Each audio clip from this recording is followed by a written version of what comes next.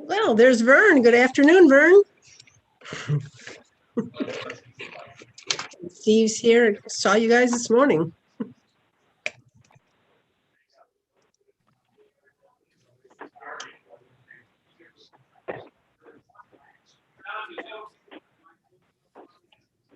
Yes, we did see each other this morning.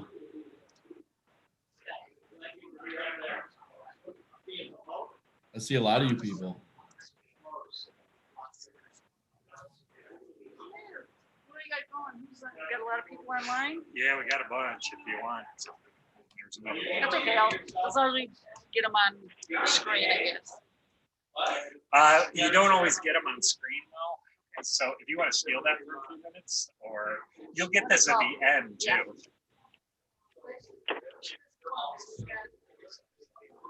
Yeah, I mean you got Stratton, Leonard, Franz, Weber, Kobe, Molina, Tepe, Gums, Lewis, Caius.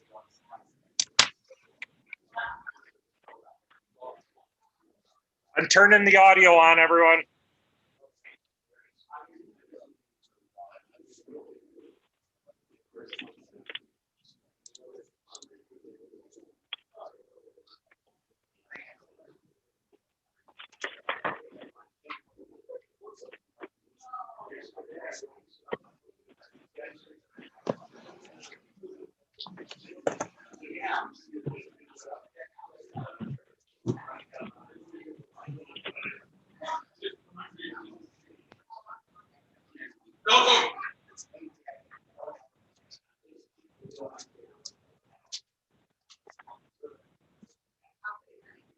I am ready.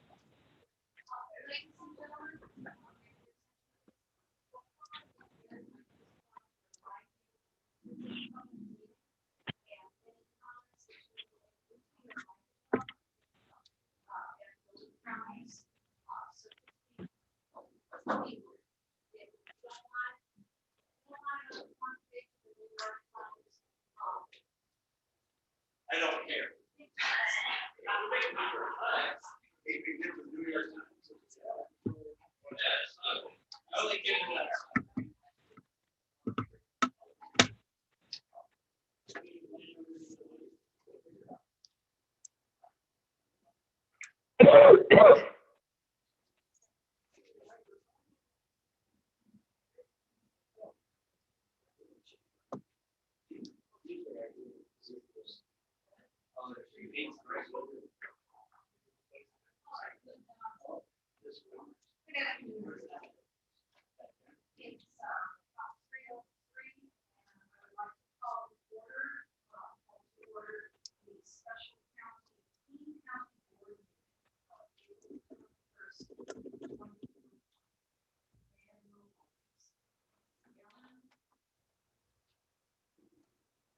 Bates. Berman. Brown. Microphone? Yeah, we can't hear. Yeah, the audio is on. Have you started the meeting?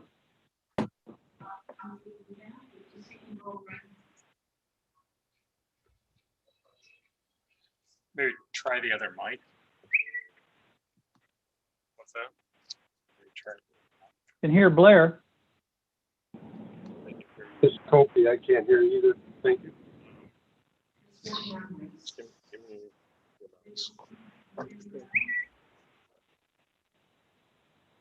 Nothing. So you're getting.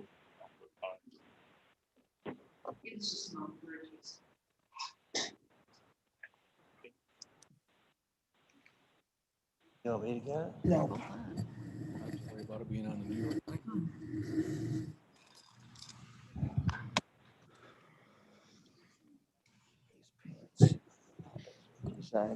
Test 1, 2, 3.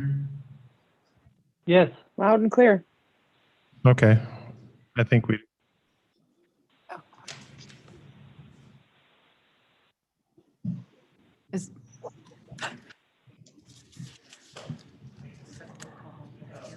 Yeah, you can do it.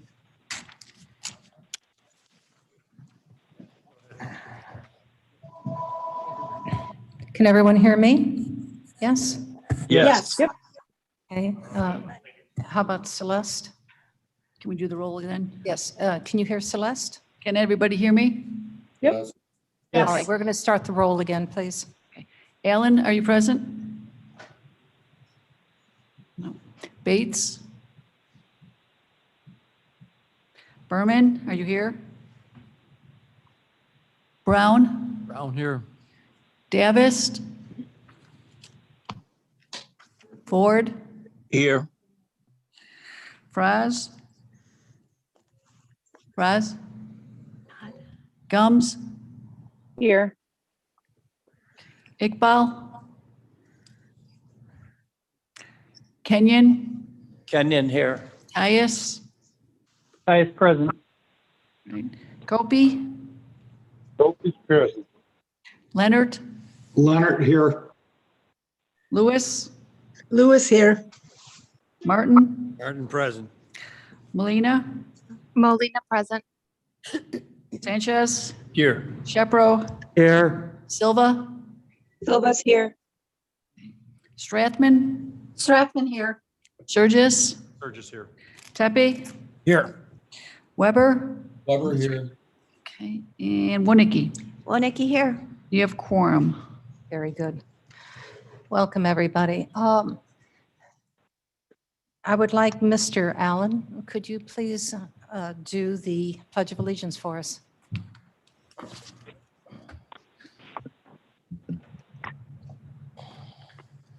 I pledge allegiance to the flag of the United States of America and to the republic for which it stands, one nation, under God, indivisible, with liberty and justice for all. Thank you. Bates here. Thank you. Braz here. Thank you. Welcome both. As a matter of protocol, we're asking if there's any public comment. Is there any public comment in the audience? And is there any online? Hearing no public comment, we'll move on to our presentation. This is an interesting time for all of us.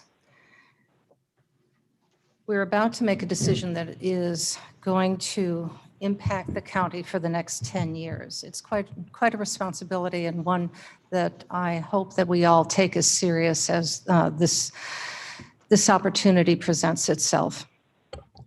You're asked for a couple of things, and we're going to have further discussion as we have the rest of this meeting. But the three things we have to be aware of, or actually more than three. There's sensitivities to all three. Is first we're talking about apportionment. Now you have seen these maps that are behind me, which show the county reapportionment that has happened over the last 3 decades from 2000, what we're going to be doing now in 2020.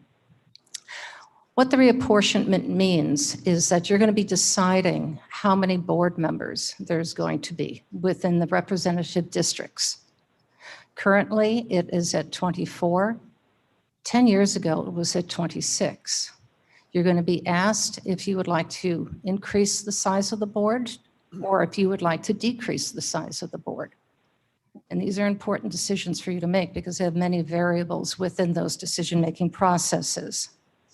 You're also going to be asked if you would like to have a 2-member district board and breaking down, for example, the current 24-member board to 12, a district of 12 with 2 board members representing each one of those districts, potential districts. Or more members per district. Or perhaps more, or perhaps more. That is absolutely correct. You're also going to be asked if you would like to be within those districts that have multi-member boards, if you would like to be elected at large, or if you would be elected by cumulative vote, by majority rules. Okay. So that's another issue you'll be talking about. The second one is you may use the terms reapportionment or redistricting, meaning the same. They are actually different. The redistricting is the drawing of the maps, which we're going to be working on over the next several weeks. And there are rules and structure to the drawing of these maps, such as that they must be continuous. They also have to make sure that they have approximately the same type of population, the size of population, with about a 10% variance. It also means that we have to be very sensitive to the Voting Rights Act of 1965 to ensure that minority populations are fully represented within those districts, but not packed inside of a district so that there are less opportunities for minority representation. And this has certainly grown here. I believe census data is going to show, the census data that we do have, that within the last 10 years, Kane County's minority population has definitely increased to well over 30%. So this is going to have to be something that we're going to have to take a careful look at. The other issue you're going to be talking about may be a little bit sensitive to you because of upcoming elections. We have to decide your compensation. Together as a board, you're going to have to decide if you would like to keep your salaries the same, your compensation, if you would like to have a set compensation as you have now, or if you'd like to have a compensation plus per diem, or simply per diem as it was once in the past. This has got to be set before the November 2022 election takes place. If you choose not to have the compensation increase at this point and decide to set it at the same, it has been mentioned because you're sensitive to potential pushback because of your primary elections, it has to be done 180 days if you're going to be making any shift before the November 22 election. Once set, it'll be set for the next 2 years or potential 4 years. I'll give you an example. My compensation has not been raised for approximately 14 years. Your compensation has pretty much stayed the same for the last 10 years. So these are things that you need to address. And I would like, as we start going through that, please don't think individually about your own vote. I'd like you to think about future boards and how you would feel would be most appropriate for them. I think this is something that we all need to consider. You're not just voting about yourself, which of course is very important. I'm not denying that, that's critical, but also think what future board members may want.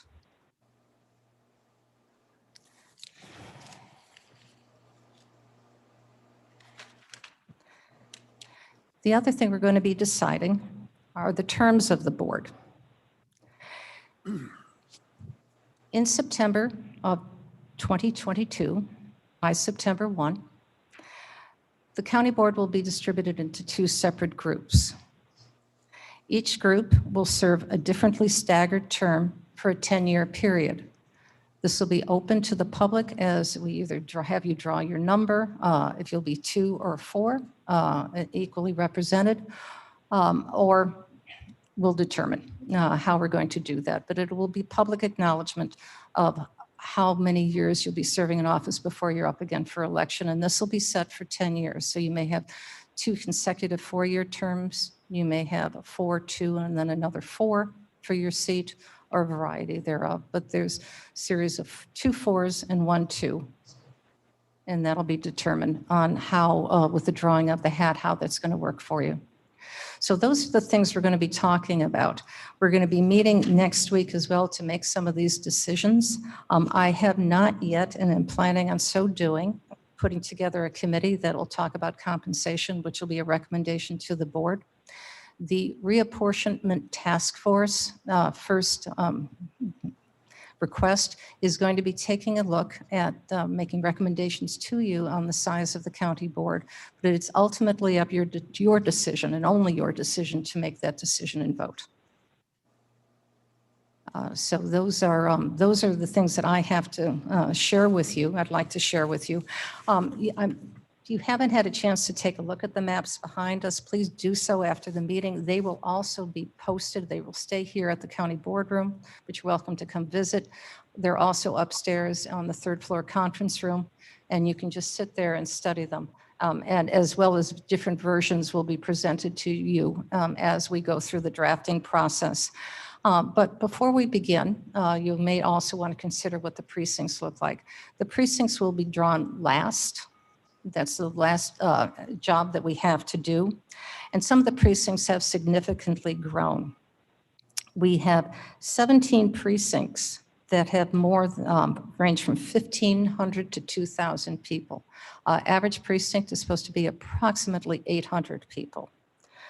We have 20 precincts that go from 2,000 to 3,000 precincts, or people in them. We have 3 precincts, can imagine walking this one, anywhere from 3,000 to 4,000 people in one precinct. And we have 1 precinct, which is wins the prize, that has 7,500 people in it. So you can see that there has been some significant growth in certain areas of the county, which is going to be taking a look as we do our redistricting.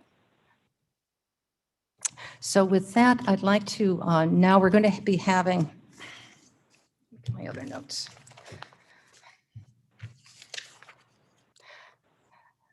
State's Attorney, Assistant State's Attorney Michelle Neerman is going to be presenting to you information about the technical and legal aspects of what we're going to be facing. But I want to remind you, and once again read to you, who the board members are who are going to be the voting members of the Reapportionment Task Force.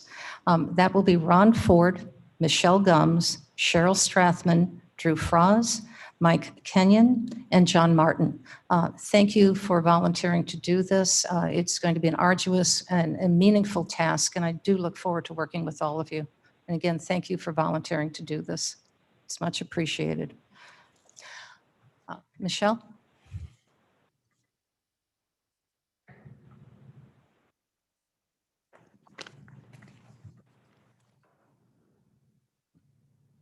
Is it done? Okay, thank you. Good afternoon, everyone. Okay. Thank you. Appreciate it. Okay. All right, thank you for so nicely laying all of the tasks out that the board needs to consider. It is a very large process, and I think that was a great, nice, succinct way to put and name all of the various tasks of the important work that needs to be done here. We're going to begin today just simply by giving you an overview of the statutory requirements, both under state and federal law, that will serve sort of as your framework and parameters for your reapportionment work. I can figure this out. There we go. Okay. So under the state parameters, we have the Illinois constitutional parameters as well as the state statutory parameters. Under Article 7, Section 3 of the Illinois State Constitution, our requirements for our type of county government are set out for reapportionment and for electing the county board. In particular, the Constitution requires that the number of board members are to be fixed by ordinance within the limitations set by law. The General Assembly is responsible for providing the methods of election for county board members, and any change in the method of election must be approved by the county-wide referendum.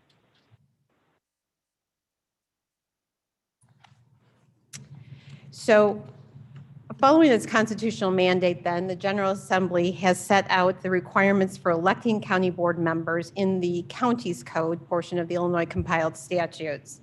Under Section 2-3002, we have our requirement that the county board in counties with township form of government, i.e. Kane County, are to reapportion the county every 10 years after the federal decennial census so that each county board member represents the same number of people. And the same number of people is going to be a concept that's repeated out through both a statutory Illinois state law as well as federal law. Now, the first step in the process will be to determine the size of the board, as Madam Chair mentioned earlier. The limitations on the numbers are that the board must be between 5 and 29 members. The second step then is to determine the method of election at large or by board districts. I'll note in this regard that the Illinois Constitution requires a referendum if the county board wants to change the method of election. The Illinois Attorney General has opined that obviously there's a conflict between state statute and the Illinois Constitution in this regard. And the Illinois Supreme Court has held that it's the electors who must approve a change in the method of election. At this point in time, it's too late for a referendum, so we really don't have any choice but to confirm the method of election at this point.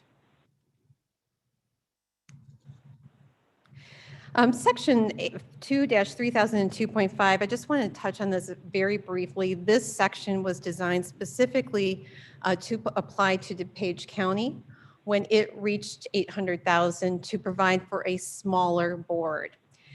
In 2011, Kane County used this as a guide to reduce its board, to begin reducing its board number of board members. So it went from 26 to 24 in 2011. We will note that as current data indicates from the Chicago Metropolitan Agency for Planning, now indicates that Kane County's population is not expected to reach 800,000 until approximately 2050.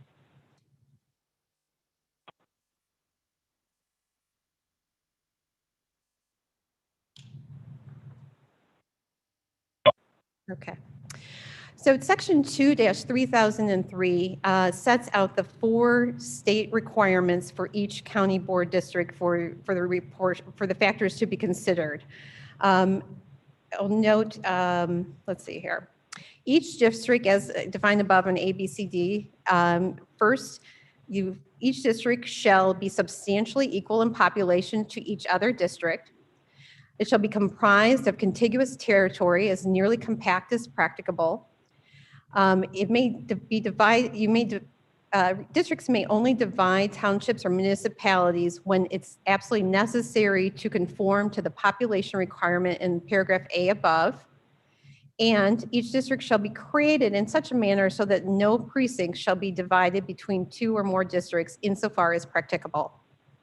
I'll note that in the equal in population, the definition of population is defined within the statute to mean the number of inhabitants as determined by the last preceding federal decennial census. So that would be the 2020 US Census in this case.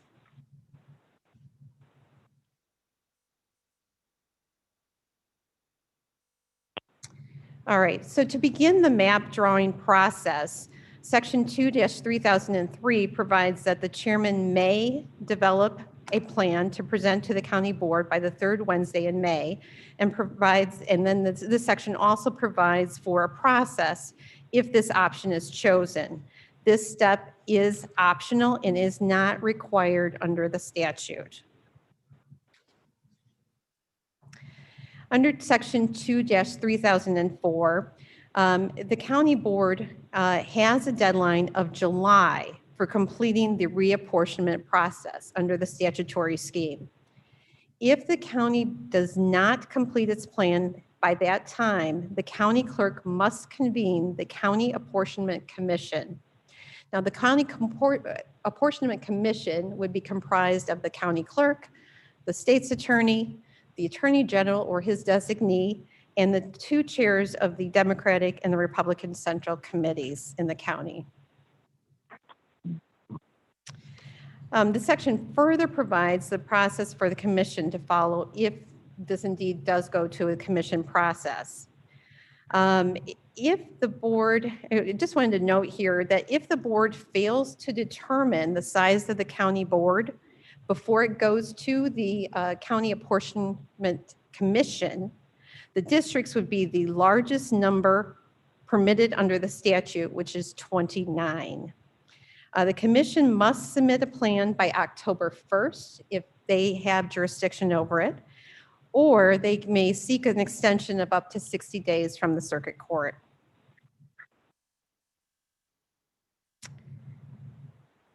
Once the plan is completed, it must be filed with the county clerk's office. The next section, 2-3006, gives the consequences for the failure to file the plan. It states that if no plan is filed with the clerk, the county board members are elected at large. All right, the next section, 2-3007, governs the election of a chairman and her term. There are no changes at this time, so this really is not relevant to our reapportionment process at this time. Section 2-3008 requires the county board to determine salaries for the county board members and the chairman, who are to be elected after the reapportionment process. And as Madam Chair noted, this is to be done at the time of reapportionment. Section 2-3009 requires that the board determine by September 1st, 2022, the terms of the incoming board members by lot. As the chairman noted, this would be basically you would divide the county board up into two groups, choose by lot as to who would have terms, for example, of 4 years, 4 years, 2 years, or 2 years, 4 years, 4 years. So finally, in addition to your other tasks under the county's code, the elections code provides that you will also adjust precincts, precinct lines at the time of reapportionment, so that each precinct is between 500 and 800 voters.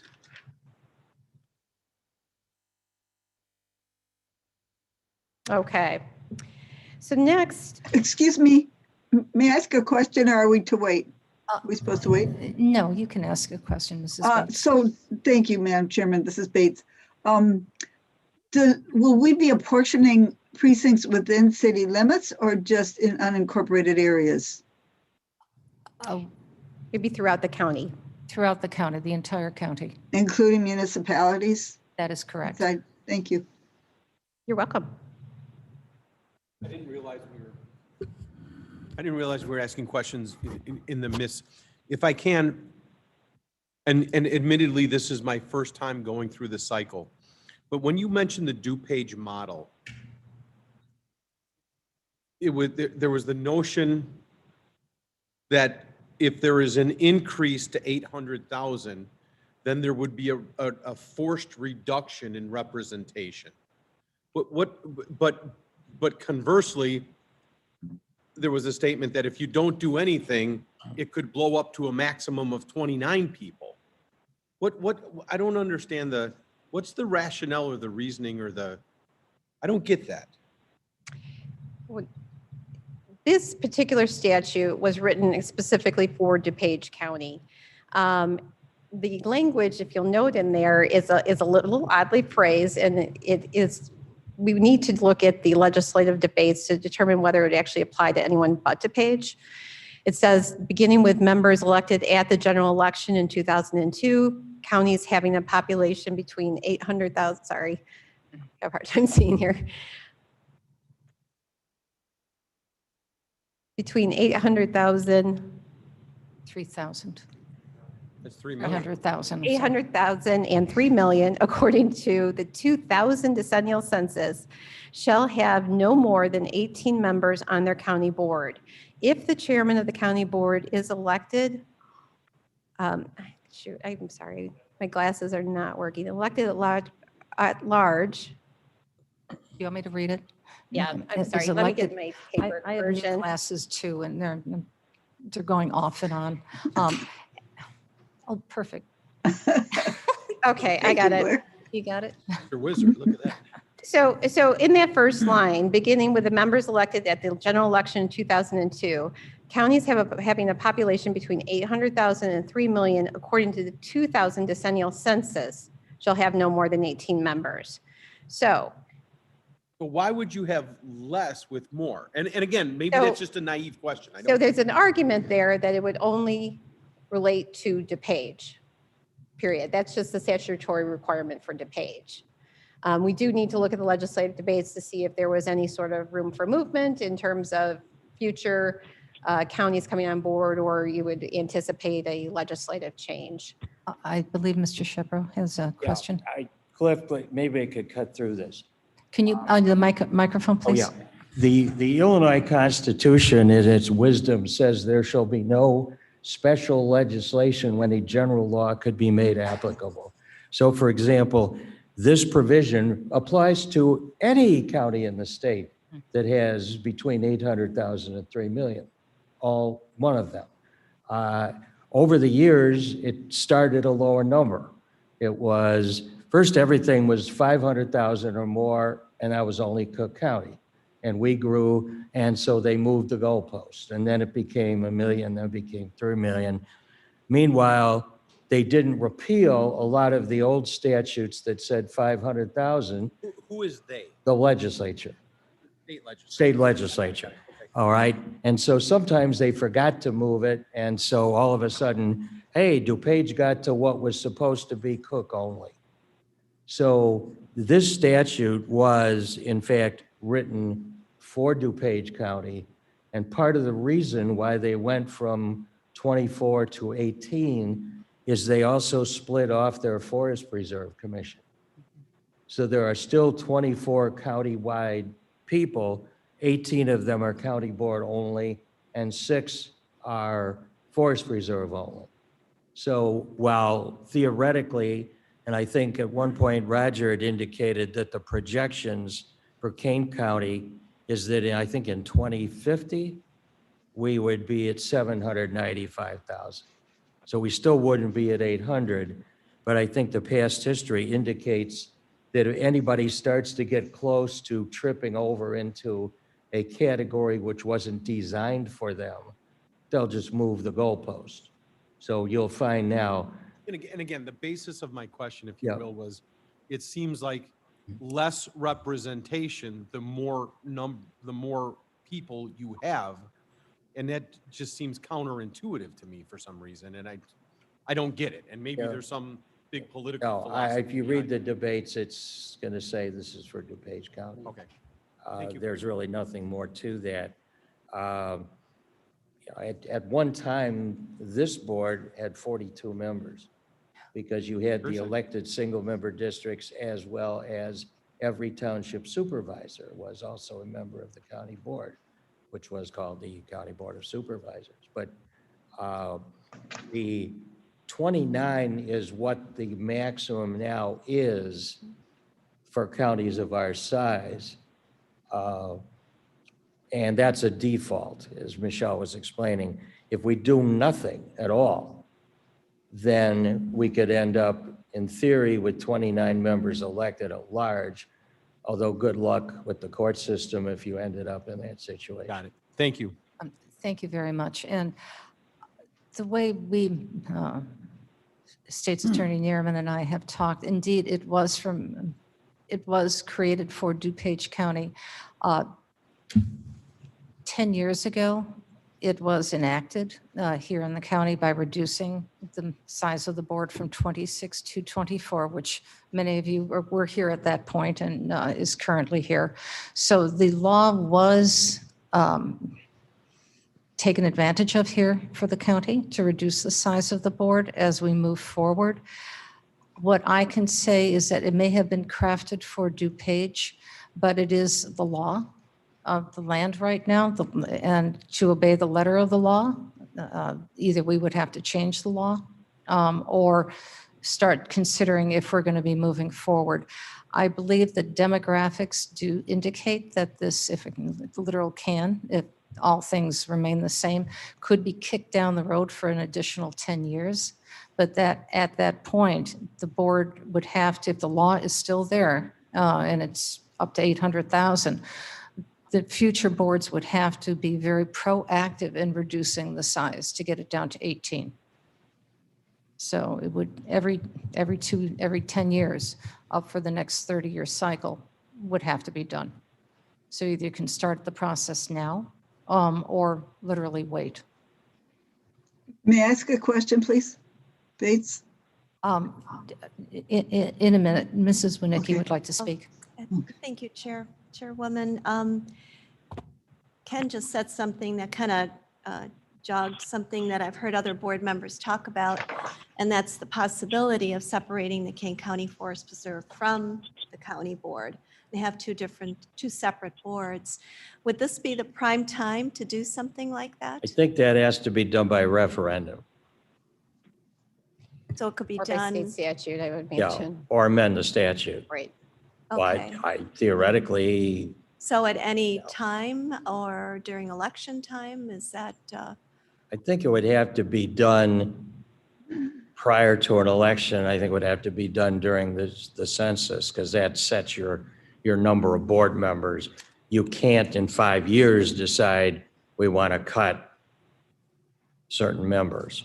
And although it looks like they cut the size, what really in theory happened is 6 people wanted to be on the Forest Preserve and 18 wanted to be on the county board.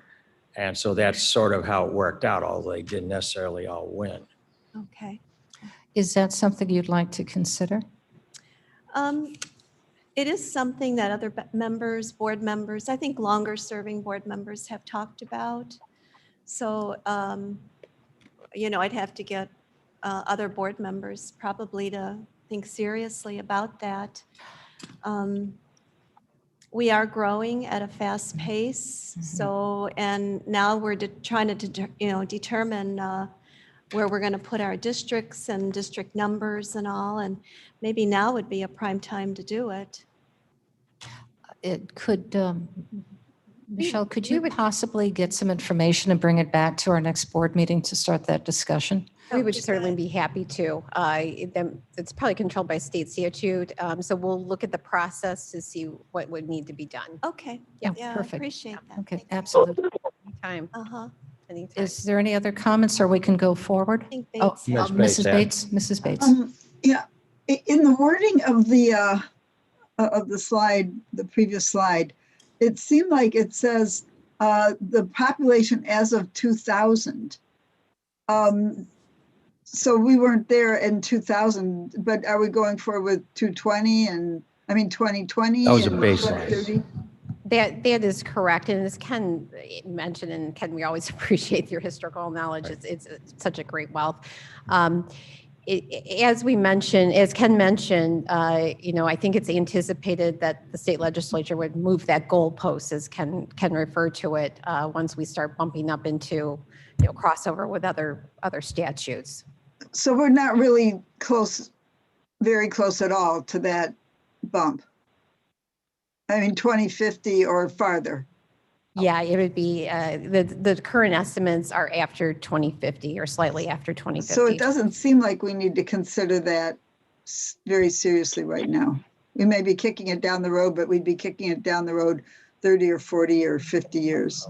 Not necessarily. I think I'm going to be a little bit more conservative with that. I'm not disagreeing with you, Mrs. Bates, but I do believe that according to CMAP data, it's at 795,000. So it's a small margin of error. Doing projection analysis for that long term, anybody who served on a school board is very familiar with that analysis. It's educated guess. But we have seen at Transportation Division meeting yesterday with their projection for 2040, that there's going to be major growth going on the I-95 corridor, the 47 corridor, and the 80 corridor. So it's going to be east, far north, and along 47. And we don't know what that looks like. And once again, I'll bring your attention to Rutland 2, which has a precinct within the last 10 years of 7,500 people. Registered voters. Registered voters. Even more people. I'm sorry, Yeah. registered voters. 7,500 registered voters. So probably it's actually, I don't know, maybe 11, 12,000 people in one precinct. Okay. Thank you. So Cambridge that's- Lakes. there's significant bumps of growth. That's right, Pingree. Yeah, I agree. Okay, please begin. Okay, thank you. All right, so we've discussed the state statutory requirements. We'll now move on to the federal requirements, equal protection and non-discrimination. So first, under the Equal Protection Clause of the U.S. Constitution, districts must be equal in population, and this is known as the one person, one vote rule. It's very similar to our Illinois state statute requirement that we have substantially equal number in population between the districts. To achieve equal population, ideal district size is determined by dividing the total population by the number of seats involved. And the U.S. Supreme Court has held that the population deviations greater than 10% are presumptively discriminatory and when challenged must be justified. So we want to use that as a rule of thumb when we are talking about various populations and the sort of the impacts estimated data might have on population. Okay, so similarly, population deviations of less than 10% between the smallest and the largest district are presumptively valid under the equal protection analysis. Deviations in excess of 10% can be held valid if there is a compelling state reason, such as ensuring compactness, contiguity, maintaining integrity of political subdivisions like municipalities and townships and that sort of thing. The second type of federal legal requirement that we need to be mindful of when we're doing redistricting is the Federal Voting Rights Act, in particular Section 2 of that act. The principles of Section 2 include the following. Section 2 prohibits any voting practice or procedure that results in the denial or abridgment of any citizen's right to vote on account of race, color, or status as a member of a language minority group. Voting practice or procedure has a discriminatory effect and is prohibited by Section 2 if, based upon the totality of the circumstances, minorities have less opportunity than other members of the electorate to participate in the political process and to elect representatives of their choice. Section 2 of the Voting Rights Act also requires that a racial minority have the opportunity to elect a candidate of their choice, not that a particular percentage of minority voters be present in a district. Section 2 also prohibits the enactment of redistricting plans and other voting practices that were adopted with a discriminatory purpose. This is sort of the intentional discrimination, which is prohibited under the Act.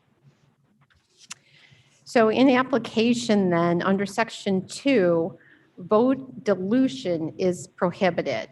And vote dilution refers to the use of redistricting plans and other voting practices that minimize or cancel out the voting strength of racial and other minorities. Court precedence establishes that districts cannot be drawn where minority voting rights may be adversely impacted by diluting the voting strength of minority populations. Voter dilution has been defined as fragmenting large concentrations of minority populations into separate districts or concentrating minorities into districts in which they would amount to excessive majorities.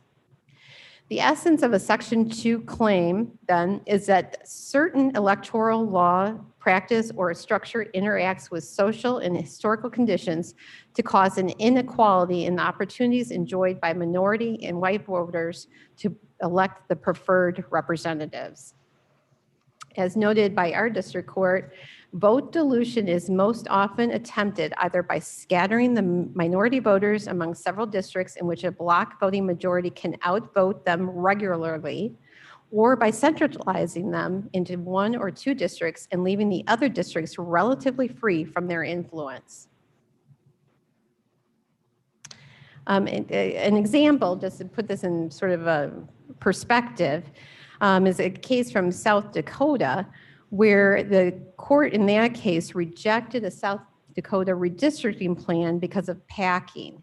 And packing in that sense was they had one district with 90% American Indians next door to a district with 30% American Indian population, and that was held to be invalid.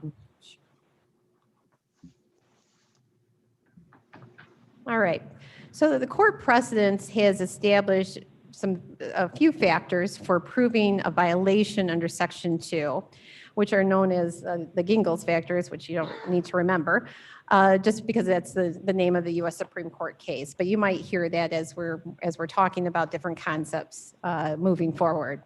So the factors the court considers include whether the racial or language minority group is sufficiently numerous and compact to form a majority in a single-member district, whether the racial or language minority group must be, and the racial or language minority group must be able to show that it is politically cohesive. So that is, they vote for the same type of candidate. In addition, the racial or language minority group must be able to demonstrate that the white majority votes sufficiently as a block, usually to defeat the minority's preferred candidate. After this case was decided, a later case, Bartland versus Strickland, added the requirement that a minority group be a numerical majority. That's a 50% plus 1 of the voting age population in order for Section 2 of the Voting Rights Act to apply. So if the plaintiff establishes this, and if a plaintiff wants to contest the map, they would establish those factors. The next question then for the court would be whether under the totality of the circumstances, the minority group had a less opportunity than the other members of the electorate to participate in the electoral process and to elect representatives of their choice. So you look at the impact of it. Now, I'm race. sorry. May I ask a quick question going back to the 50 plus 1?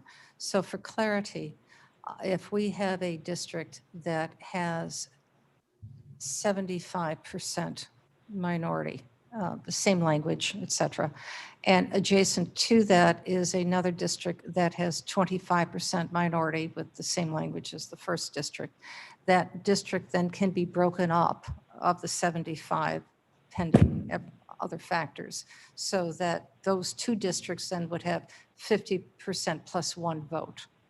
That is possible. You just need to look at the totality of the circumstances and how you would have to do that, what the lines are looking like, et cetera, whether they're all within the same municipality. You have to look at everything in conjunction with one another. Okay, very good. Thank you. Okay. Now, the role of race in drawing district maps. It's not always impermissible to consider race when you're drawing a district map. Race is permissible permissible consideration in redistricting if and when it's necessary to satisfy a compelling interest, such as compliance with the Voting Rights Act. Merely being race conscious is not itself illegal. A redistricting plan will not be held invalid simply because redistricting is performed with consciousness of race or because a jurisdiction intentionally creates a majority-minority district. So you can voluntarily create a majority-minority district. A plaintiff challenging a plan must show that the legitimate, subordinated, traditional, race-neutral principles, that the legislature subordinated traditional race-neutral principles to racial consideration. Race must be the predominant factor motivating the redistricting decision, not just a motivation. And the race-neutral principles include the compactness, the contiguity of the district, et cetera. So, taking together the state and federal legal requirements, what are the so-called rules for drawing map lines? And these are very generalized rules that always will have to be vetted, but we just wanted to give you a kind of a rule of thumb. Under the state statutes and the U.S. Equal Protection Clause, districts must be substantially equal in population to each other district. They must be comprised of contiguous territory as nearly compact as practicable. Townships or municipalities may be divided only when necessary to achieve substantially equal population. No precinct shall be divided between 2 or more districts insofar as it is practicable. Less than 10% population deviation from the smallest to the largest district is presumptively valid, and greater than 10% population deviation is presumptively discriminatory. Under the Federal Voting Rights Act, you must not discriminate based on race, color, or status as a member of a language minority group. And language minorities are defined under the statute to include American Indian, Asian American, Alaskan Natives, or Spanish speaking. Must not intentionally discriminate when drawing lines in any case. Must not dilute voting strength of minority groups intentionally or unintentionally. You must not fracture minority groups into small pieces across several districts so that the population has very little impact on an election. You must not pack minority groups into a few supermajority districts, taking away voting impact of the minority group from the other districts.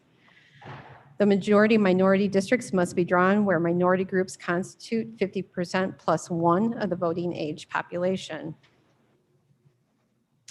So now that we have the ground rules sort of laid out, what tasks need to be completed by the county board as contemplated by the current statutes?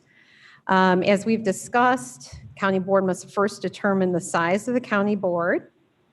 The county board will determine then the ideal district size, which is the total population for the county as determined by the 2020 census, divided by the total number of county board districts. Typically, the census data is available in March or April, but it has been delayed due to COVID, and it's not available right now until August or September. The county board chairman has the option of presenting a reapportionment plan. Again, the U.S. Census data, however, is not available. The county board must also develop in compliance with the state and federal legal requirements, reapportionment plan, creating districts for the election of county board members, which districts must substantially be equal in population and otherwise comply with the state statutes and the Federal Voting Rights Act. The county board also must file a completed reapportionment plan with the county clerk on or before July 1st, or by the day after the county board's regularly scheduled July meeting in 2021, whichever is later. Again, we have the delay in the U.S. Census data, which will render this impossible. In addition to drawing maps, the county board determines the compensation of the members of the board and of the chairman at the time of reapportionment. No later than September 1st of 2022, county board divides the county board by lot into equal groups to determine the terms. and the county board adjusts the election precincts simultaneously with a reapportionment or immediately after. Oops. All right. So you may have noticed the common theme in the last couple of slides, which depicts sort of our largest challenge that faces the county board right now, and that is the delay in the U.S. Census data. As we noted, the statutory deadline for the county board to complete the reapportionment under the current statutory scheme is July of this year. The county's code requires the county use federal decennial census data to determine population and the ideal district size. No other data currently meets the statutory requirements. The U.S. Census Bureau has estimated the summary data used for the county reapportionment will not be available until the end of September, although raw data might be available sometime in August. Some possible solutions to address the delay in the U.S. Census data would be legislative action first. There is currently a SB 1666, which has been sponsored by Senator Holmes. It would extend the county's statutory deadlines by 6 months following the availability of data. This would necessitate the moving of the primary, and that does not appear to have great reception down in Springfield. There are additional shell bills which are contemplated by a number of counties and county clerks associations. Right after, we'll have Brian Pollack here to comment on the current draft bills and some of the efforts by the clerks associations. Some of the shell bills might include proposals to use American Community Survey data, which use is controversial right now. So that'll be interesting as well. A second option would be a court action. The county could file action with the court asking for a reasonable period of time for the county board to complete reapportionment after the U.S. Census data becomes available. So maybe, for example, October to complete. The California Supreme Court has sort of laid out a game plan for this type of approach, and indeed they did extend their deadlines for California's redistricting. Their legislature, however, also moved the date of its primary. Okay, so given the current inability to use anything other than the U.S. Census data, how does the county board proceed with reapportionment? A number of the counties we've talked to, primarily DuPage and Lake, are hitting the pause button, so to speak, right now. I think they're very hopeful that the legislature will act. However, even if we are hitting a pause button, there are still a number of tasks that could be performed by the county board at this time.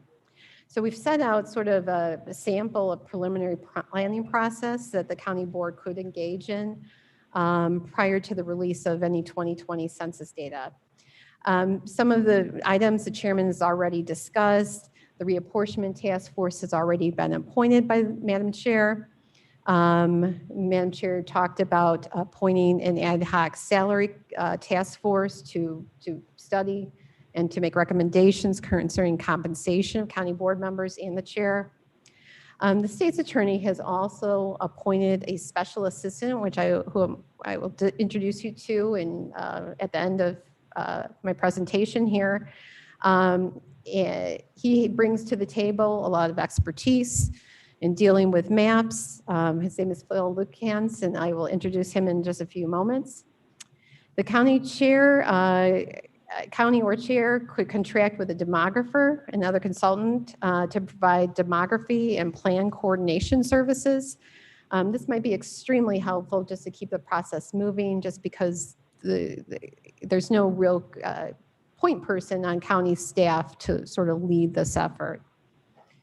The reapportionment task force is going to meet tomorrow to discuss the board size and options for reapportionment process, to make recommendations to the county board. They'll develop the schedule. They could also discuss the holding of public sessions with resident groups, minority organizations, interest groups, general public for input on reapportionment. And those are all things that could take place now. Those might be very useful sources of information, the minority organizations, et cetera. And then we're sort of identifying where areas of growth have been, where impacts are felt, just so that you can get a good feel of the areas you're going to need to address. The Reapportionment Task Force could then proceed to meet with residents groups as well as a county board if it chose to do so. Reapportionment Task Force could then proceed to develop a preliminary draft reapportionment plan in accordance with statutory requirements using available alternative population data. So that would be the ESRI and the American Community Survey data. We would recommend that this only be a preliminary plan and that it not serve as your final plan, however. And then obviously the salary task force could meet to discuss compensation. Then we kind of laid out here a process for developing a reapportionment plan once the U.S. Census data or approved substitute data is available. We've kind of hit on a number of these points, and I don't want to belabor them, but basically we download the data. You would analyze the current county board districts or the preliminary draft plan that the task force comes up with, and analyze, sort of where that population change growth has happened over the last 10 years. You would then prepare the draft reapportionment plan, review the districts and precincts with the county clerk, receive public comment, provide for public review, and then the county board would adopt. Before we go to questions, I do want to take a time to introduce Phil Lucajans. He does bring a lot of expertise to this field, both in terms of his local government experience and specifically his vast experience in redistricting and related litigation since the 1990s. He has also an in-house tech person that he uses to draw maps and then can work with our GIS department very closely to really enable the county to draw maps and really look at its various options. So Phil, if you're on the line, he's by Zoom, he's out of state. Yes, I am. Thank you. Oh, great. Just wanted to say hi. I don't want to put you on the spot. No, you're fine. I apologize. I didn't know we were having this meeting, so I am not wearing a suit, but nice to meet you all. I look forward to working with all of you as we go forward. And if you have any questions, I'm here at any time. And I appreciate the opportunity to assist you in this process because it really is your process. Thank you, Phil. Appreciate it. And Phil, when Phil says he didn't know, we talked to him yesterday afternoon and brought him on board. And so in all fairness, thank you so much for rearranging your schedule, Phil. We appreciate it. Of course. Michelle, you're not suggesting that wearing a suit is required. Never Got it. would I do that, Mr. Sturgis. So with that, if anyone has any questions, Phil does have great expertise, so he can also really delve into the practicalities of things. Yes, Mr. Martin. This is, I guess, as much, well, I'm going to ask it. Say it's a question. Microphone. Hello? Okay. There are a myriad of hypotheticals here in the context of what needs to be done. Do we, as you look at, and there's some obvious anomalies that have to be dealt with. The northwest side of the county is growing like topsy, and we have population changes and what have you. Relative to all of the voting rights provisions and that type of thing, if you look at the map today as a static and accurate depiction of the population division, which in some senses it's not, but if it was, do we have any problems that we need to fix to address those federal issues? Because if we don't, I don't want to spend a lot of time talking about the hypotheticals. If we do, that's like a separate topic. But do we have issues that need to be addressed to comply with those statutes? So we have not really taken the deep dive into that yet, Mr. Martin. Roger and his team and GIS team, Roger and Tom have put together and downloaded ESRI, which has ACS data in it. That's the American Community Survey data. That ACS data is based upon a sampling of people, 1% sampling. It's over like a rolling 5-year, analysis. So we do have a very nice interactive map that Roger, I believe, is going to show you in just a little bit, where you can pull up the various populations and including, minorities of those. So Roger will be going over that. From memory, I think that there was a large growth in, say, the northwestern part of the county. That was Mr. Copey's district.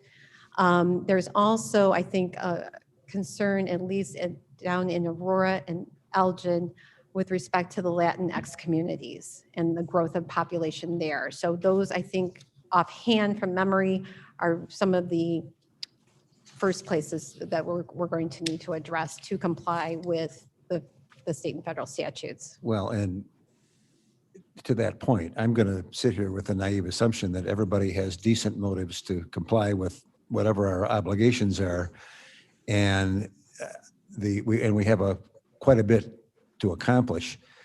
I don't want to preclude public involvement in anything, but if we can do this mechanically and know that we're doing it correctly and have the numbers addressed, we need to chip away at resolving issues here, because the 800-pound gorilla is the timing of the census and the other stuff, and we can't be diddling around waiting, with other things. So I'd like to put those issues to bed, and maybe Mr. Lucajans and his technology person, I forgot what you used to describe that individual. I mean, I'd like to look at a map and have somebody say, yeah, this complies, and not spend a lot of time in conversation trying to get there. If I may, Mr. Martin, and then Mr. Shepard, no one would disagree with what you just said. However, the devil's in the details with this. There are nuances to this. It's not simply just black and white. And because we don't have the data, the American Survey data has anywhere from, I've heard from 2, and then Michelle Neerman, perhaps 20% change. So we don't know quite what is correct with this yet.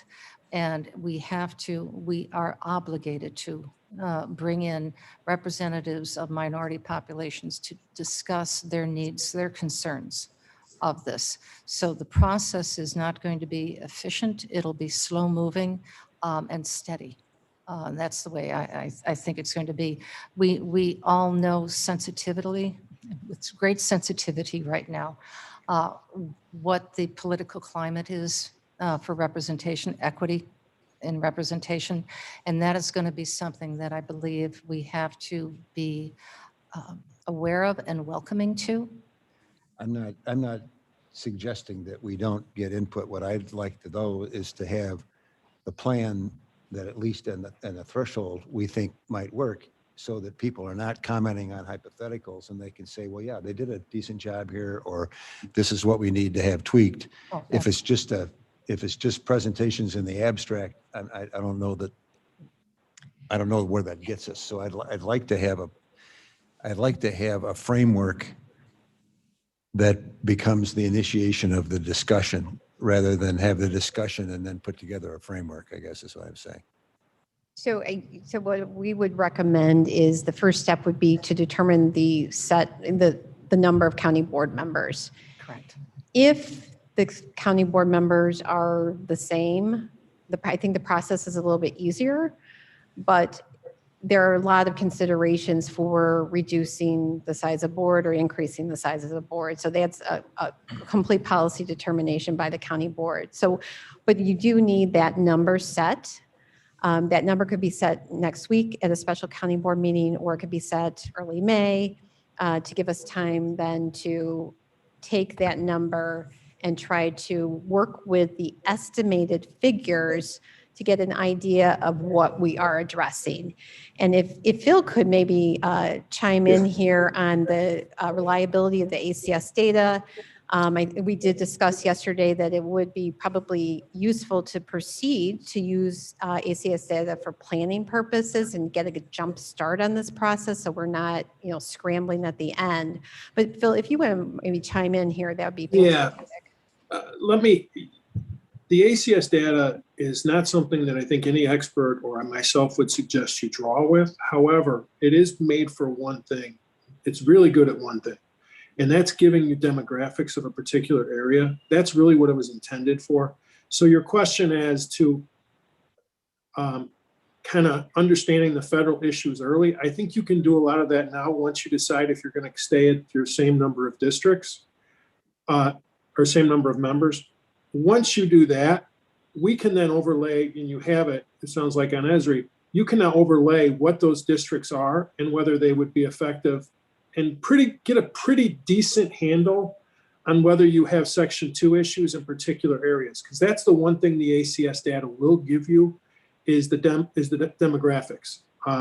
We historically have used the CVAP from the ACS data. That's been used for 20 or at least 2 cycles, maybe probably 3. So you will get some information out of that that's very helpful, and will kind of answer what I think was your question, which is, do we have a Voting Rights Act issue, or where do we? So we can kind of focus on those areas first, because it's always my suggestion that that's your first, that's where you want to go first, and really make sure that you solidify those districts so that you don't have a Section 2 problem. That would be my recommendation, and you start there. We always start in those districts and kind of go from there, because that's usually your number one starting place, other than obviously equal population, and we're not going to know equal population for a while. I hope that answers the question. It does. I mean, I want to focus on something we can have that's not hypothetical, so that when we move forward, we're not juggling extra. I think that's the best place to start your focus, and the data that you have is other than knowing what the exact population is, you'll have a pretty good handle on what the percentages are in those areas. Thank you. The one thing, if I may, the one thing I did hear today by Joe, I don't know Joe's last name, from ISACO, presented at the legislative meeting, that there is little appetite for, and after speaking to one of our Congress people, there's little appetite on both the state and federal level to delay the primary. And I think Brian Pollock will speak to that. They are leaning on the state level to use the American Survey data and not the census data. I know some counties, McHenry is starting to go forward using, or is it Kendall? One of the two, excuse me, are going ahead and using the American Survey data. Some counties are waiting, are pausing until that is decided. It's legislation is going through. Some of it is in committee right now. 1666 seems to be being postponed because there's no appetite for that delay, is what we learned today, the Senator Holmes bill. But there is much conversation about changing the decennial data as a definition of population to be used on how we define our population. But that discussion is continuing to happen right now. Yes, Ms. Wodnicki. Thank you, Ms. Chairwoman. I would think that we could go to the township assessors' offices, and they get notified every time there's a transfer of property, but also new properties that come into their township. And that would be possibly a way to define the number in townships and then work our map around that, I guess. They have a lot of data that comes to them that they need to, they work with the recorder's office, and I just know that the new construction goes through their offices, so that would be a way, at least a thought, anyway. But remember, it has to be voters as we redistrict not just families, but voters. Uh-huh. Okay. So there may be a family of 5 with 1 voter. Yeah, that's true. Okay. There may be some outside data, and I just kind of was researching this today with some national experts on this topic that may help you kind of estimate a little better as far as growth.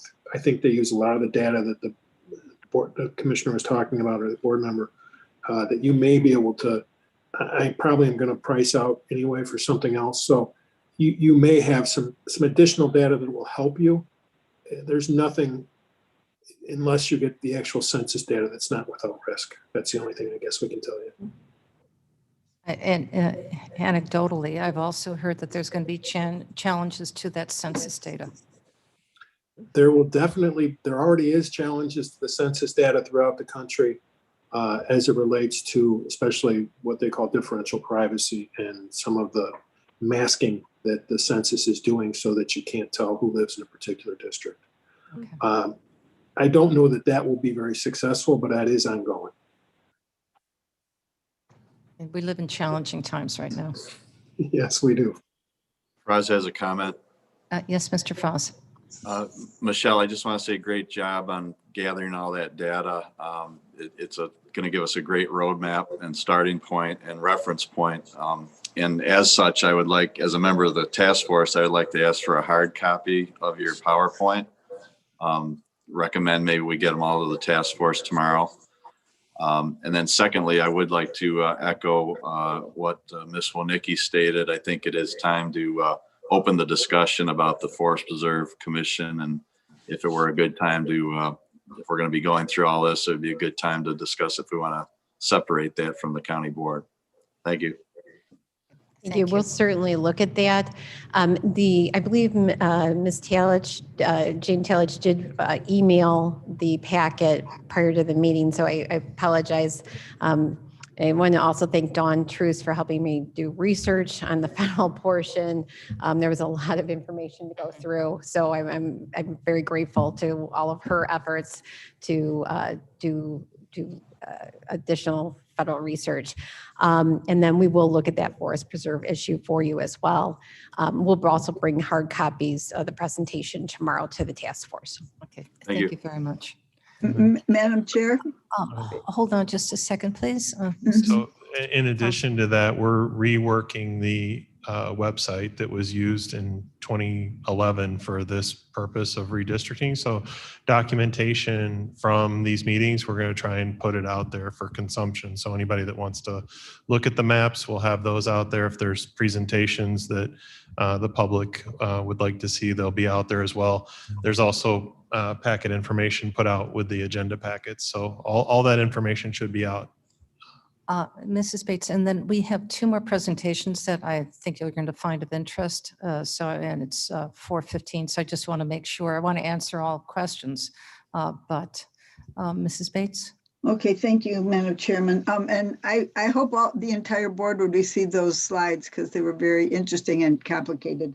The League of Women Voters had a forum recently about redistricting, and they talked about a community mapping tool with the idea of keeping a community of interest together. In other words, you don't divide up a school district so that half of the kids who go to a primary school are going in are put into one district or another.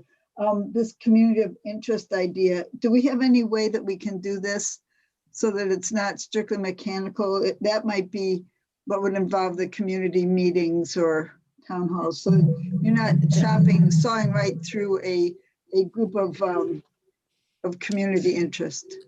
That is correct. The demographer that we're considering hiring, part of their work is to do that. They're going to be doing outreach exactly to your point. So they'll Thank at you. least, we're planning hopefully having at least 4 outreaches into the community to talk Great. to different representatives Okay. to talk about Thanks. this map.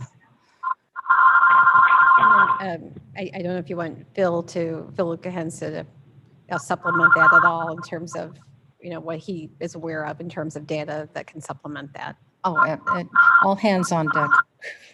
Yeah, there's not a lot of data per se, but I do think it sounds like you're planning on having community hearings, you're planning on having board meetings or committee meetings. And I think it's very important. That's one of the things we should be doing, or you should be doing, is reaching out to the community and saying, okay, twofold. One is, what are those communities of interest that are important to you? This town and this town, they're pretty much the same, they're tied at the hip because of school districts or whatever else it may be. And 2 is, you as board members probably know those districts as well as anybody. So I think your input on that is hugely important, because that's where you live, that's where many of you work, whatever it may be, those are your neighbors. So you yourselves are a huge source of information for how this map should go forward. Absolutely. Well said. So if there's no other questions, perhaps we can bring up Brian Pollock now to talk from the clerk's perspective. Thank you, Michelle. Well Thank done. you. Thank you.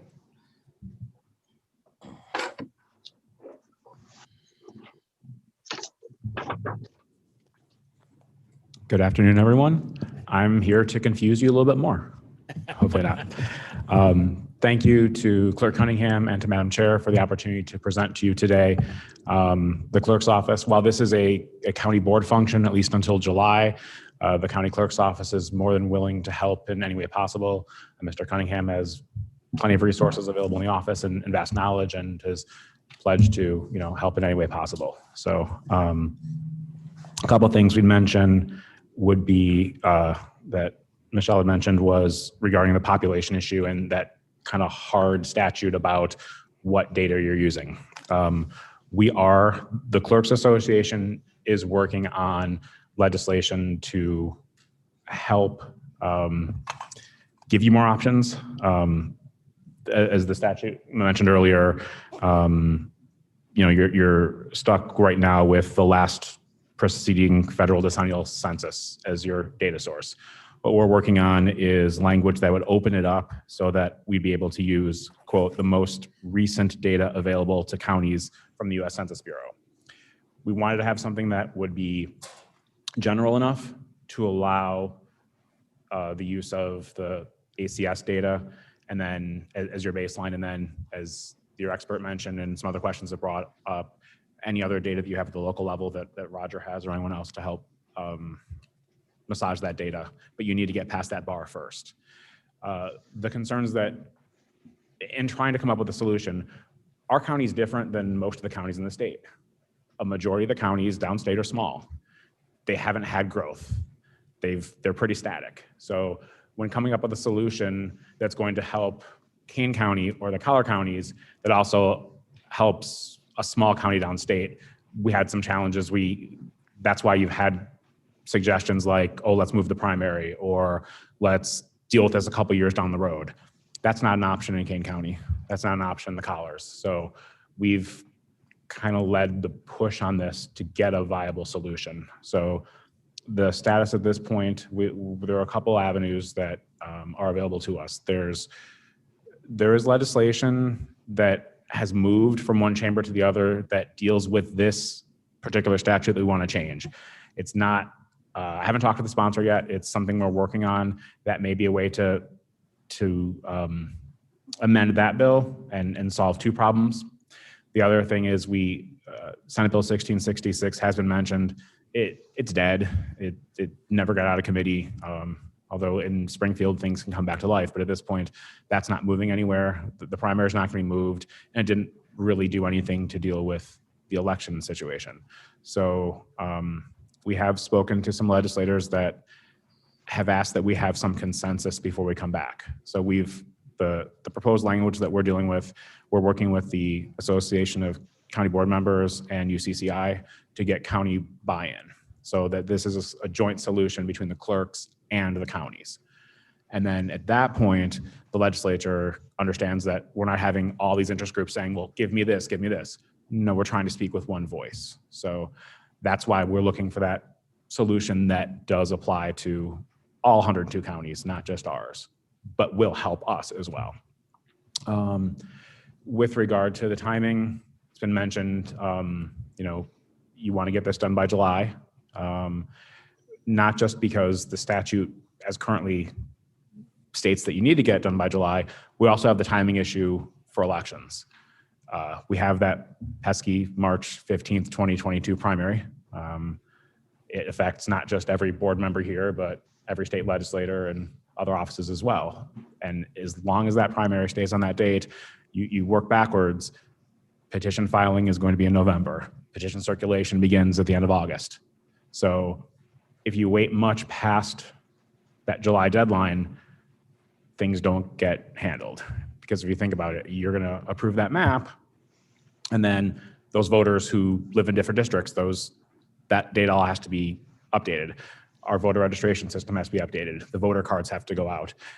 The educating the voters that you're no longer in District 9, you're in District 10, or whatever it is, that has to happen. The candidates that want to know, well, where do I live? What district do I live in? Where am I going to run? Those issues. So there needs to be ample lead time to get that done. Unfortunately, you can't just flip a switch and then expect everything to happen tomorrow. So there are other factors that come into play. So it doesn't help when right now you're looking at a law that says you're limited, but we are working on things on our behalf, on your behalf, on everyone's behalf.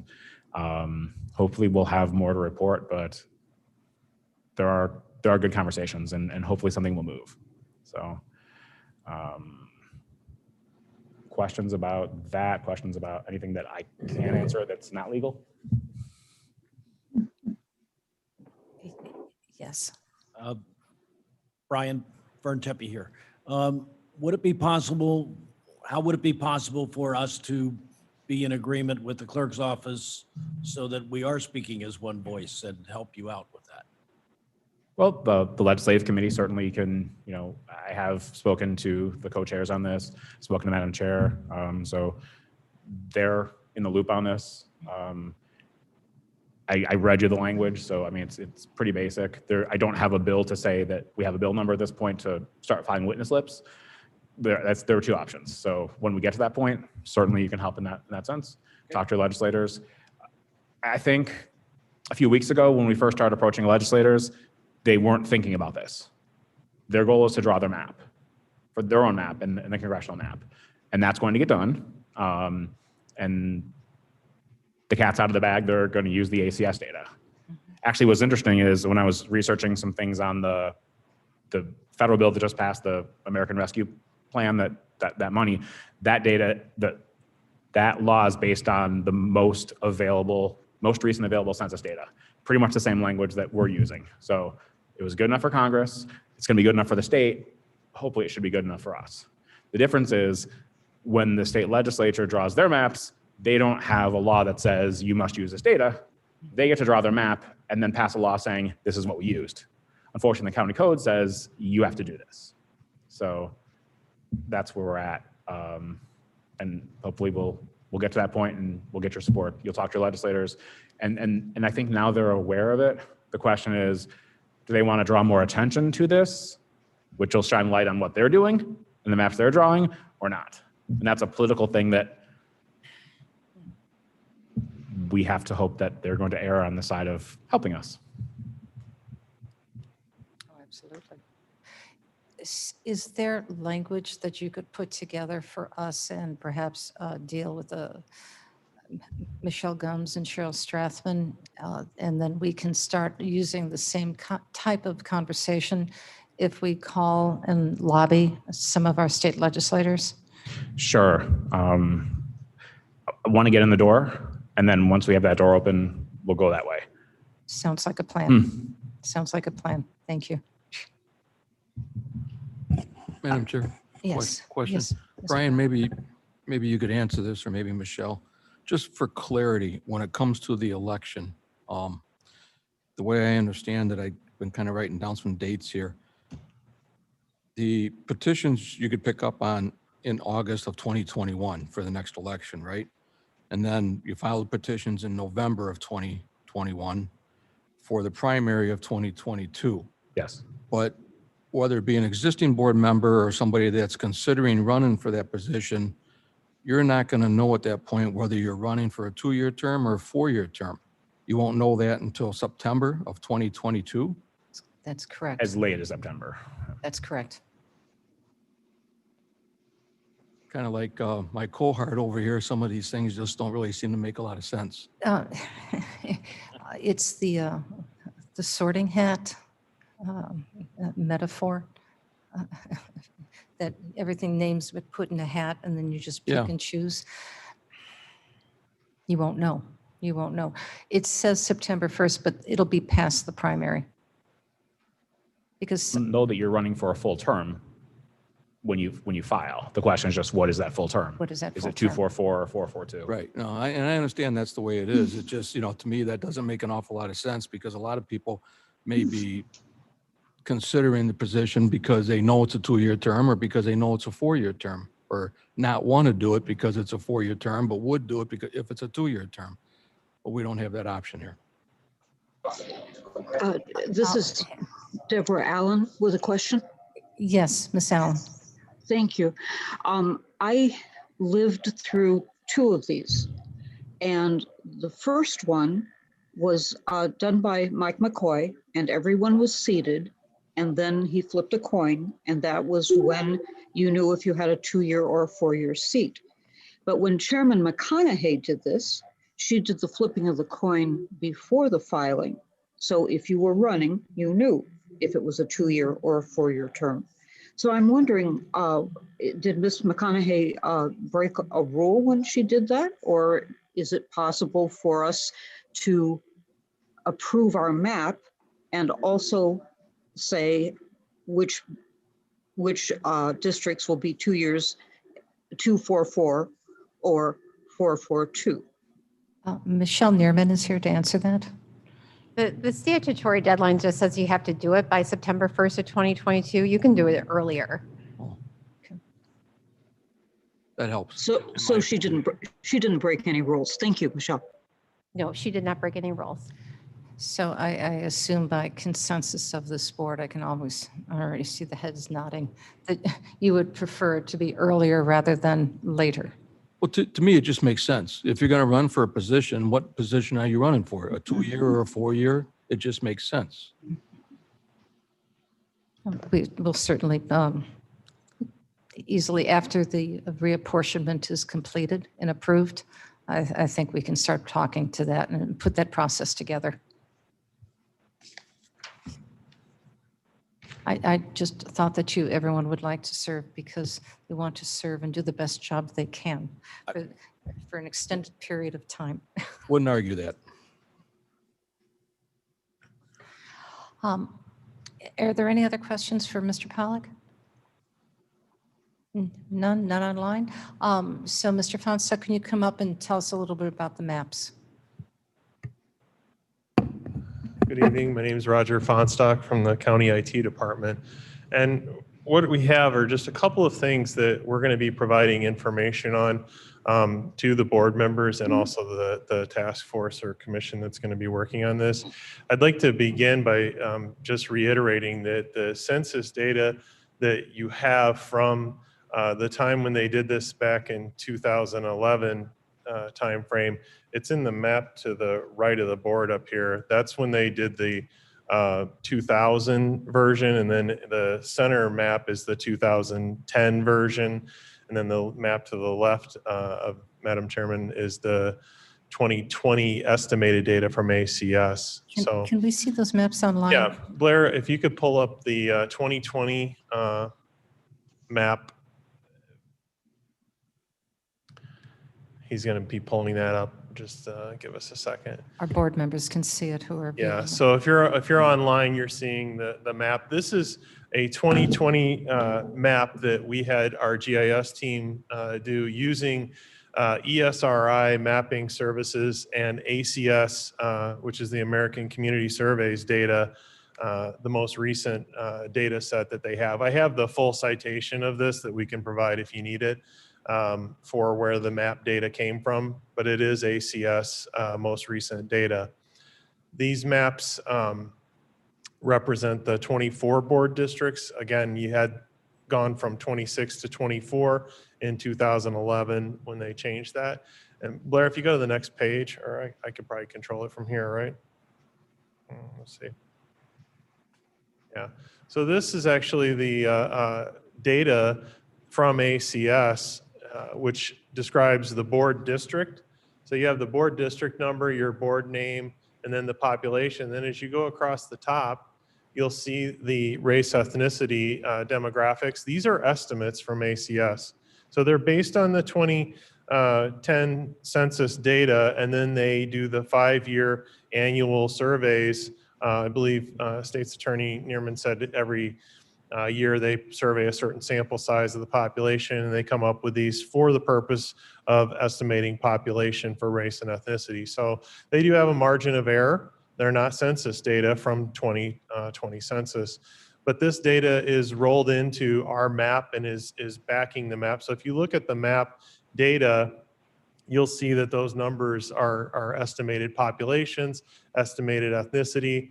Obviously, you have Hispanic population in there, and then they have the Black population. There's some other categories, but I think a lot of the attention that we've focused on is what are the different ethnic groups in the districts and what is the race, ethnicity, just so we can demonstrate through those estimates and give you some ideas as the task force or commission gets started. I think the demographer, the attorney, the other folks that are going to be engaging in this can help us understand those populations better. We probably won't get the actual census tract data until September, and it gives us limited amount of time to get the tract data into mapping services. Anybody that gets that data will have to do that as well, which it can take a few weeks to get the tract data into the mapping. So we may not actually have 2020 census data till October, maybe November, so that kind of time frame. But this gives you representative data from those estimates, and you can see kind of what that looks like. We also put together a map of the state representative districts, so you can get an idea of that as well. These are the representative districts for Illinois. I'll flip through to the next slide. This is the population demographics for those. Again, they're ACS data. It's a data layer based on those estimates. It shows you the population and the demographics by those districts. We also did the congressional districts. So you have the congressional districts for the county. These are the federal districts. And then again, ACS data where we show you the population and demographics of those.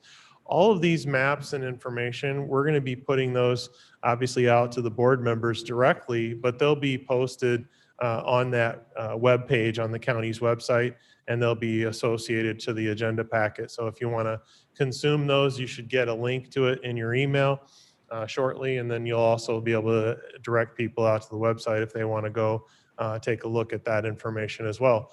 We do have some disclaimers at the bottom about it being ESRI enriched data. We're going to try and put some additional citation information with it, but that's important to know that it is not the official data from 2020. So the other part that is included in this packet, and we won't go through all of these, but these are the precincts. So if you're not familiar with them, there's a 2-letter prefix and then the precinct numbers. So these are Aurora, Batavia, but these go through all of the precincts, and this is also broken down using ACS data and ESRI to show you population, race, ethnicity characteristics by precinct. It also shows you the number of registered voters in the precinct, which there's going to be a discussion about that, how you deal with the precinct size. There was some information in the statutes about the size requirements for precincts, and I know the county clerk has a lot of information and a lot of consultation with the board about the precinct sizes. But you'll see some of these precincts are relatively large. I think we have the largest one is in Elgin, and Rutland too. Rutland, is that the big one? All right, we got to go pages. These are a lot of pages, right? If you see these, the W precincts, those are ward precincts that carried over from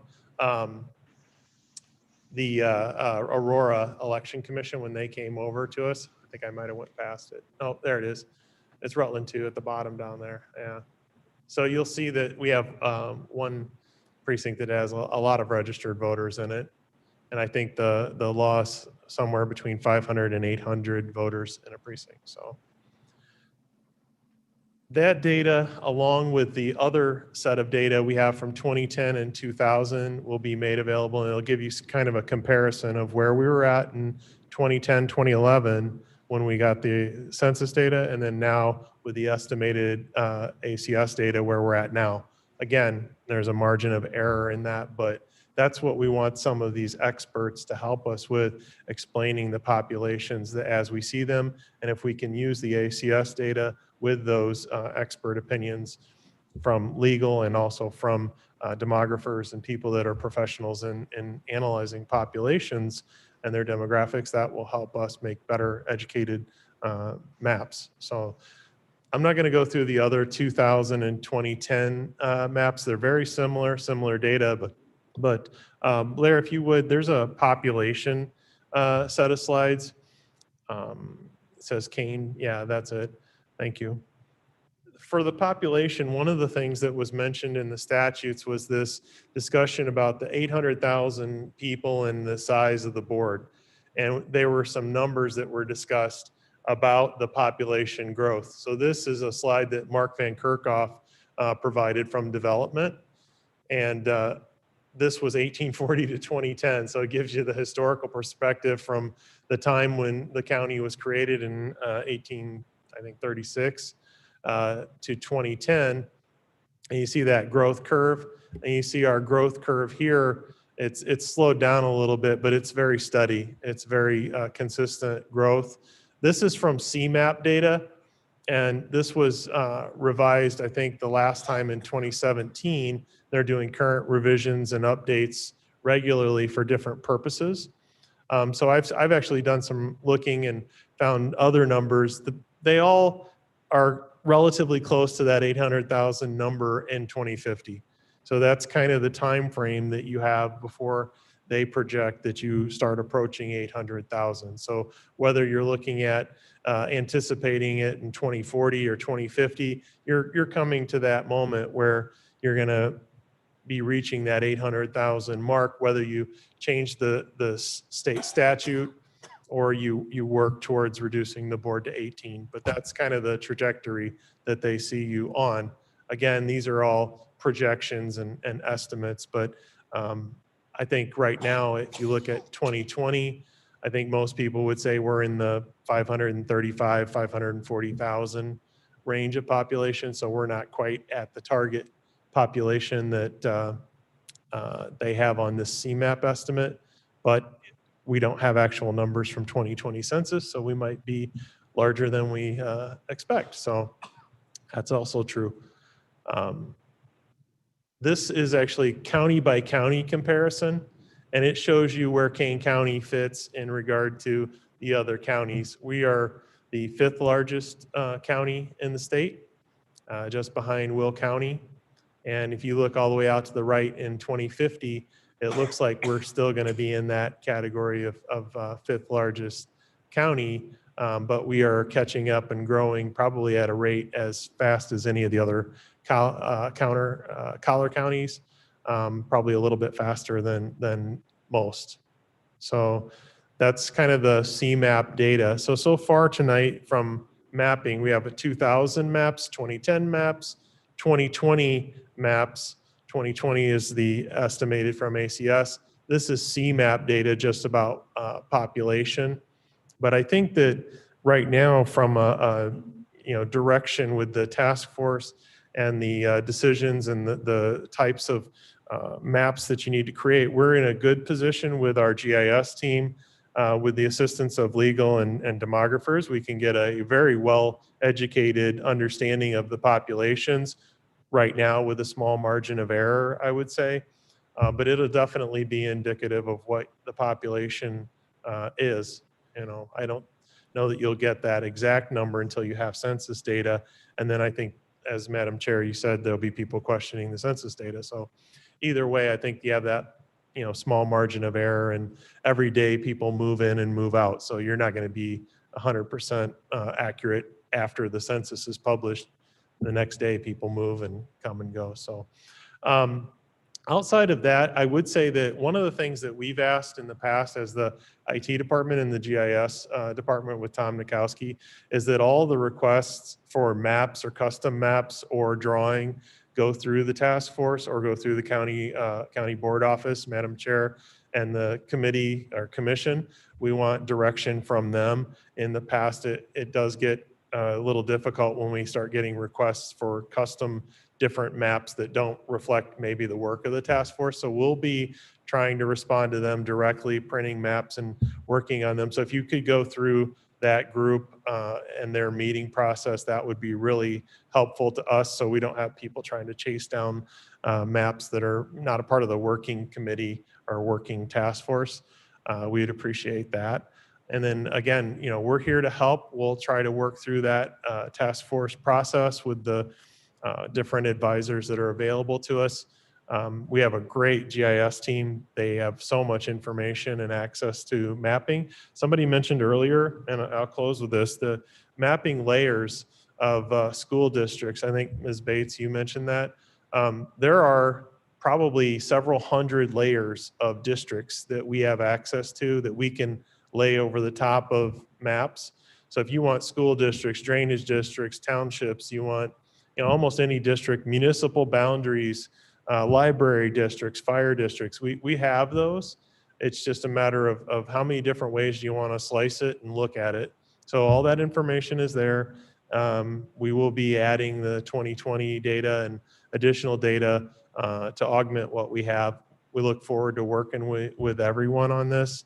But again, we're trying to work through the task force, through the county board office, and look forward to producing some more maps for you. Thank you, Roger. Are there any questions for Roger? This is Deborah Allen. May I ask something of Roger? Of course, Ms. Allen. Thank you. Roger, can you go back to the slide that showed our districts with their population and the... It'd be the 2020 map, Blair. I think it was the first one that you showed. And it showed us by name and it showed our population. Yep. This one? That the map or the grid? Yes, I think that's it. Okay, here's what I wanted to just point out.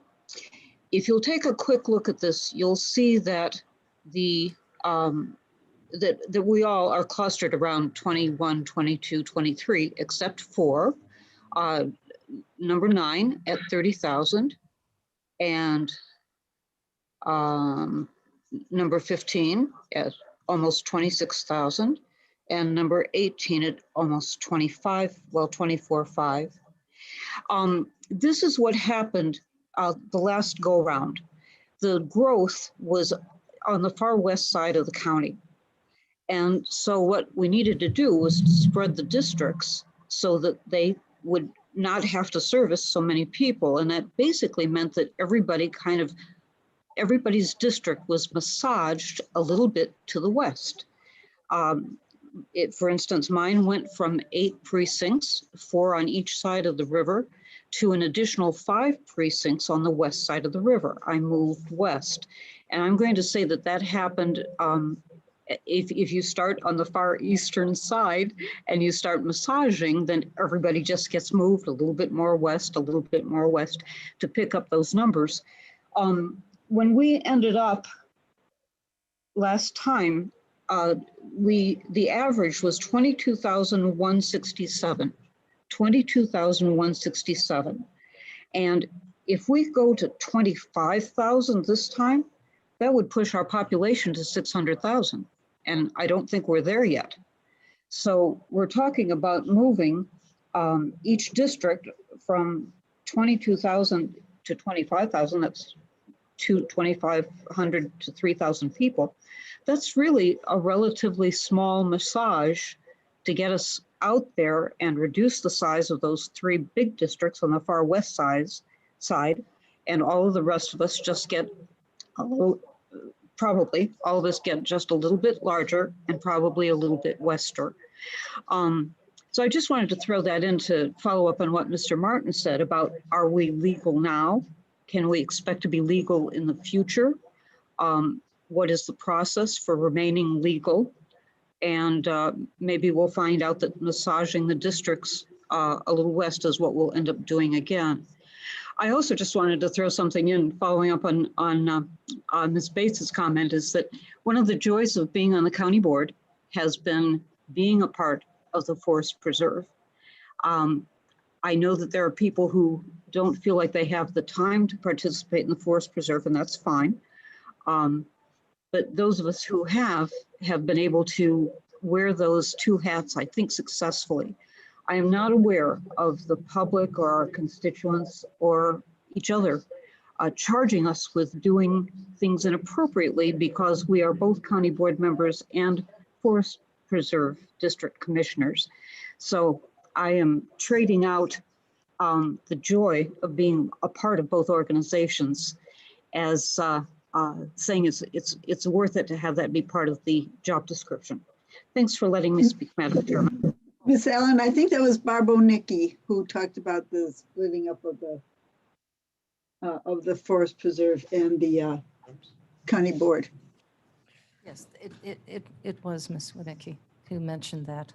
Madam Chair. Thank you. I have one more. I was going to confirm one of the things that Ms. Allen said.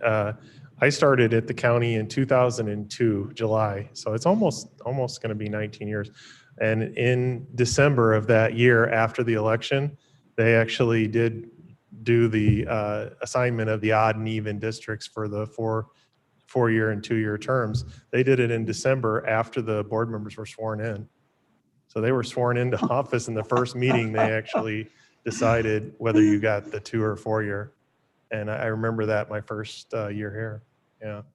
And just to do a little quick math equation, if the board decides to keep it at 24, we can divide it equally into 3 different components.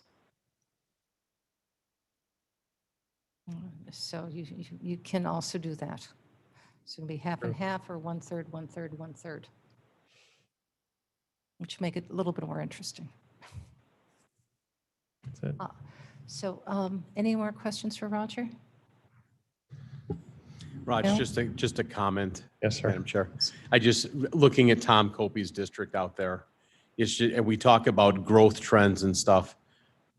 The subdivision wasn't there 10 years ago. Mm-hmm. I mean, it was farmland, and then just add water, kaboom, Yes. Cambridge Lakes. And I want to be really candid.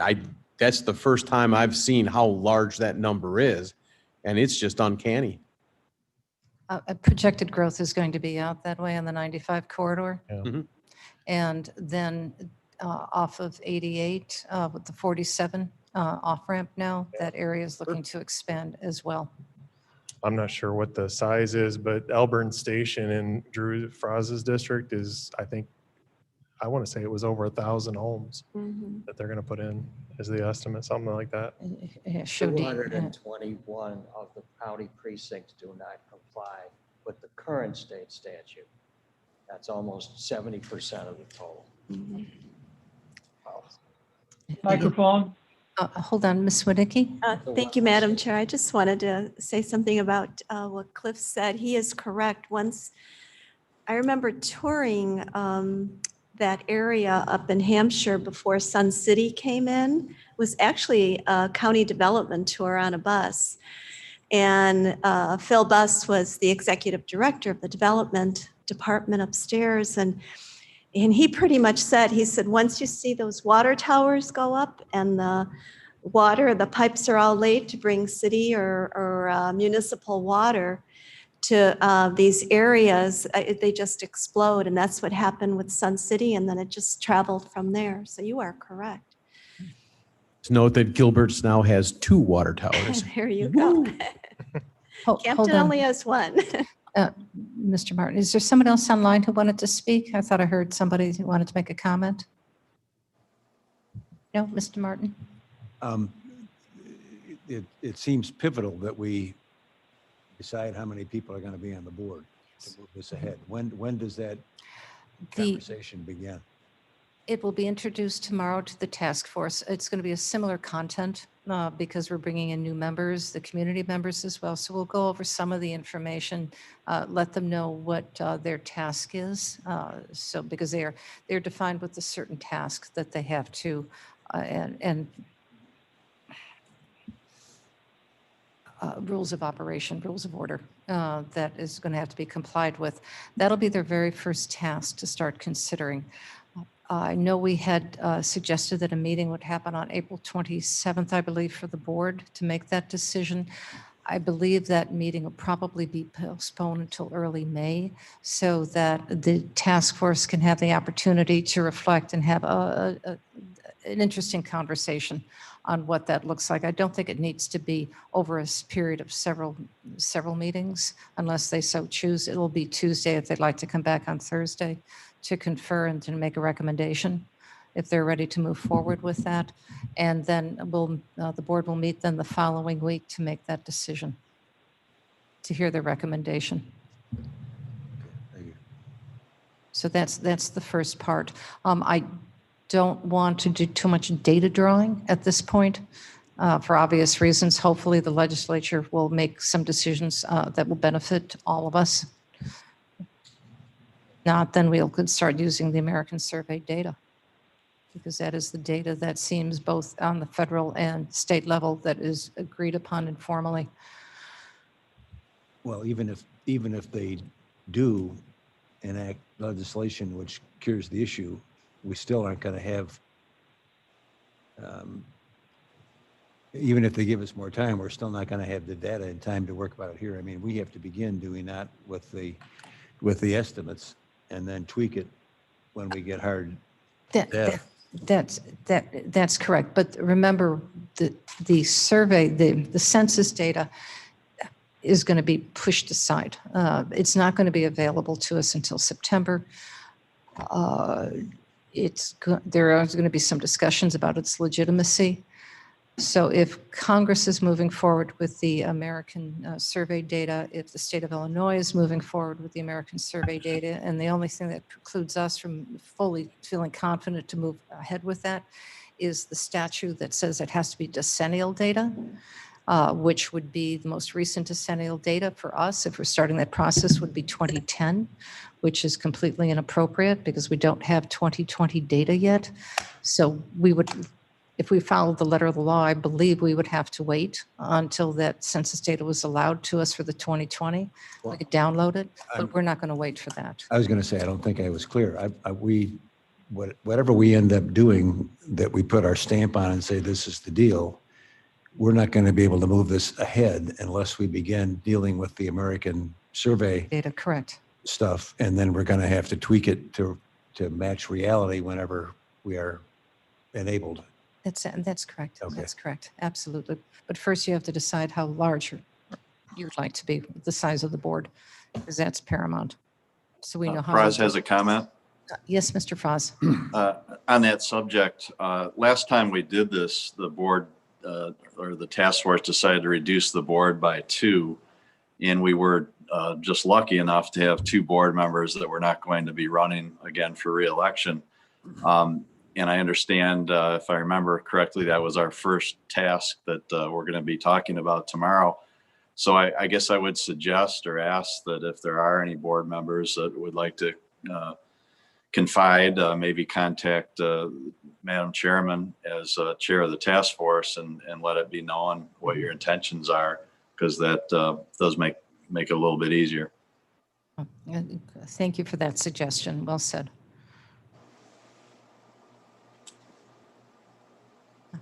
All right. Any other comments? Motion to adjourn? Do I have a second? Oh, yeah. All in favor, aye. Aye. Aye. Thank Any you. opposed? Aye. Hearing none, meeting is over. Thank you very much. It did get quiet. Yes, yes. I did not go in a good direction.